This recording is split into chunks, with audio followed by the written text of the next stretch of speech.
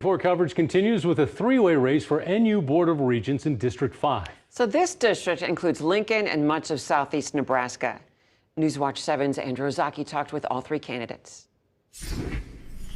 To call to order. Rob Schaefer is the current chair of the Board of Regents. He recently helped oversee the selection and confirmation of new NU President Jeffrey Gold, and also the appointment of Chris Kaborek, who served as interim president. I just can't wait to see what that duo of Jeff Gold and Chris Kaborek can do to work together to get us back into the AAU.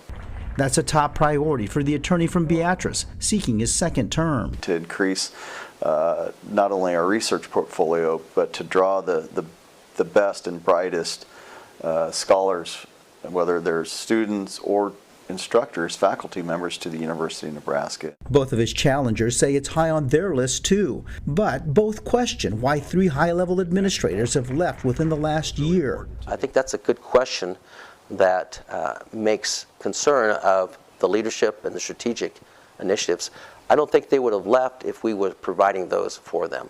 Jerome Woolab, a retired hospital administrator from Lincoln, is concerned academic excellence at the university has declined in status and value to students. I've spent my entire career reducing expense and improving quality.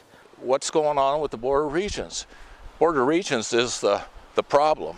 Gary Rogge is a retired farmer from Auburn. He says his views on academic freedom and critical race theory differ from the incumbent, who voted for a resolution that opposed the imposition of CTR in the classroom. He has to toe the line politically to get reelected, and that's not forward thinking. Schaefer says he doesn't believe the university should cater to either the left or the right. Educate, don't indoctrinate. I'm going to speak up and lead it to higher levels of achievement. Save money, bring value. That's what you're getting with me. Andrew Ozaki, KETV, Newswatch 7.